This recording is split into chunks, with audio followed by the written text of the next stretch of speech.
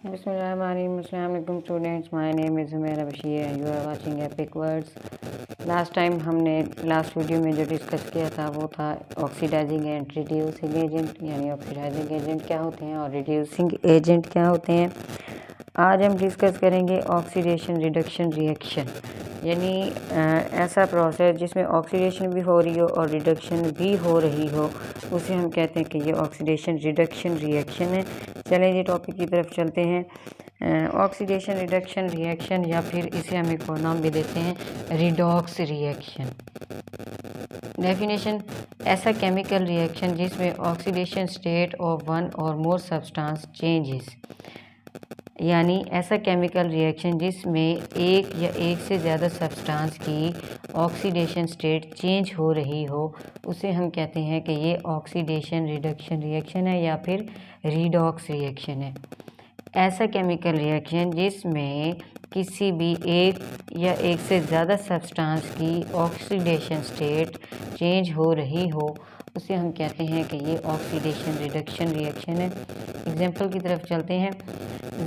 Zinc का हम reaction करवाएंगे हाइड्रोक्लोरिक एसिड के साथ जिंक प्लस 2HCl, तो ये बना जिंक क्लोरीन और हाइड्रोजन जो है ये रिमूव हो गया, सेपरेट हो गया।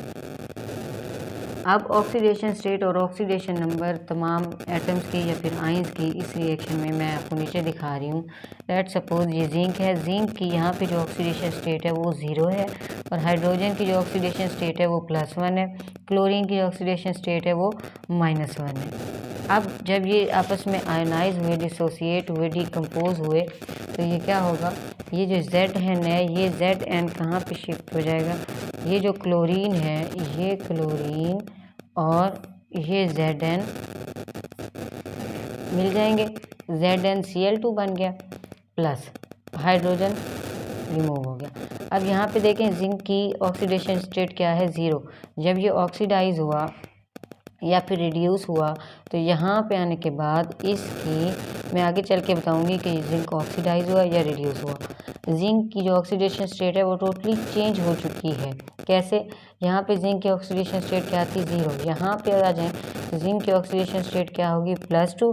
क्लोरीन की जो ऑक्सीडेशन स्टेट थी वो वैसे रहेगी, क्लोरीन -1। यहाँ पे भी तो इसकी -1 थी।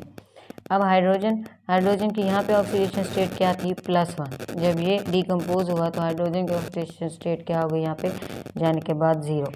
अब एक और एग्जांपल देखते हैं। Zn + 2HCl, जिंक की यहाँ पे ऑक्सीडेशन स्टेट क्या थी, 0। यहाँ पे गए तो इसकी ऑक्सीडेशन स्टेट क्या होगी, +2। क्लोरीन की ऑक्सीडेशन स्टेट यहाँ पे -1 थी और यहाँ पे भी -1 ही रहेगी। लेकिन ये जो हाइड्रोजन है, ये हाइड्रोजन यहाँ पे +1 की फॉर्म में था। जब यहाँ पे जाएगा ये हाइड्रोजन तो इसकी ऑक्सीडेशन स्टेट क्या हो जाएगी, 0। क्या हो जाएगी, 0। अब ये जिंक जब ऑक्सीडाइज हुआ तो ये हम कहते हैं कि ये ऑक्सीडेशन रिडक्शन हो गया।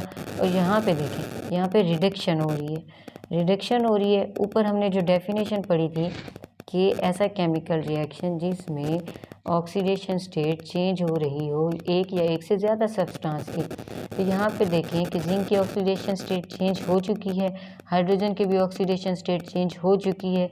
It mean we can say that oxidation state change one और मोर सब्सटेंस, यानी एक या फिर एक से ज़्यादा की ऑक्सीडेशन स्टेट चेंज हो रही है, तो इसे हम क्या कहेंगे, ऑक्सीडेशन रिडक्शन रिएक्शन।